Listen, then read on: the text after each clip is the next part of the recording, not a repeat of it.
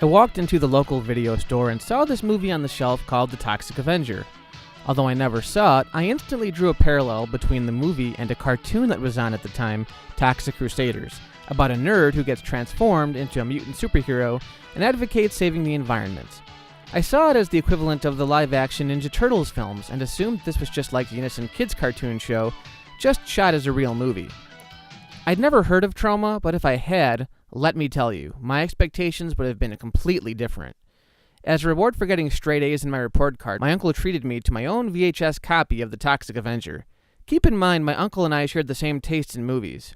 He actually took me to see both Alien 3 and Army of Darkness in theaters. I was a little kid, no older than 8 years old, and he took me to see R-rated movies.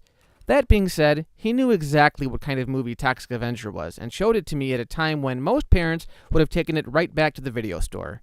The effect was intoxicating. Pun intended? I had never seen anything like it. It was the perfect mix of horror, action, and comedy. It was like watching a live-action cartoon. The acting was horrendously over the top. You can't act that badly by accident. It was also relentlessly gory, there was tons of gratuitous nudity, and it was funny. Gruesome, huh? Have you ever met my mother-in-law? Now that's gruesome. When I first heard the monster speak, it took me off guard because he sounds, well, like a regular human being. Don't worry, I won't hurt you. I don't know what came over me. I just couldn't control myself. I've never done anything like this before. Mutating into a monster actually improved his speech.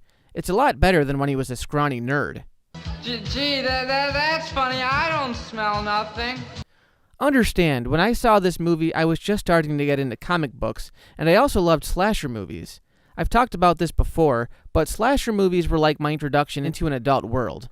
I know they're lowbrow kind of movies now, but watching them as a kid, I knew right away I was watching something I shouldn't be. And Toxic Avenger took those two things and blended them together. It starts off at a health spa where a janitor named Melvin gets mercilessly punished by Bozo and his gang. At first they just seem like a bunch of bullies, then we find out that these guys are also behind a series of hit-and-run murders. Can I come again next time you and Bozo go driving? If you want to bad enough. Eventually the bullies play a sick prank on Melvin, causing him to jump out of a window and land into a barrel of toxic waste. This, of course, causes Melvin to mutate into a monster superhero, going around fighting crime, but also getting revenge on the ones responsible for his mutation. The main villain is a corrupt mayor who's afraid Toxie will completely clean up the streets of Tromaville, so he rounds up all the cops in the National Guard to kill the monster. This results in a final showdown between the monster and the mayor of Tromaville.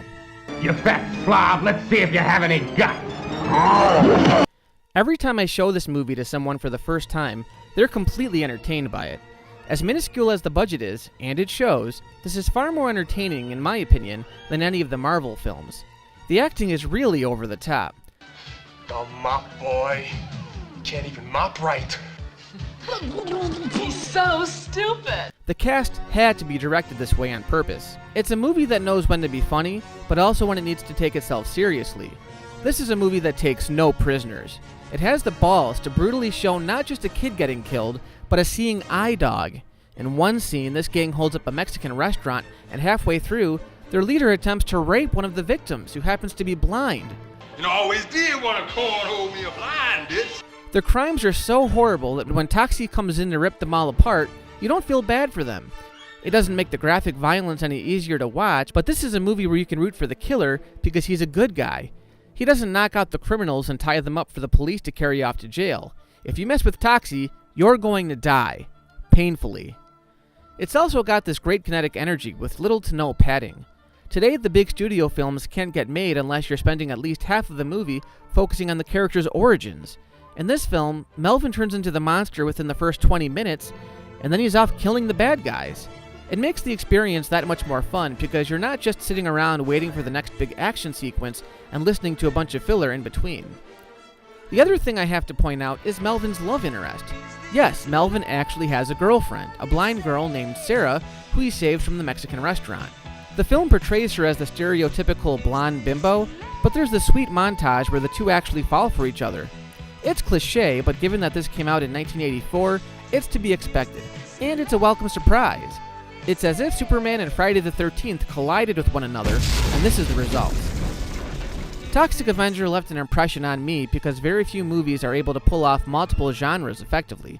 How would you even describe this movie to someone? It's a horror, comedy, romantic, action movie. They tell you in film school to never make a multi-genre film, but here's a movie that gets away with breaking all the rules, just because it's so entertaining. There's a reason why the Toxic Avenger is often referred to as Troma's Mickey Mouse. It may be an exploitation film, but it's also got some heart. That and one major set of balls.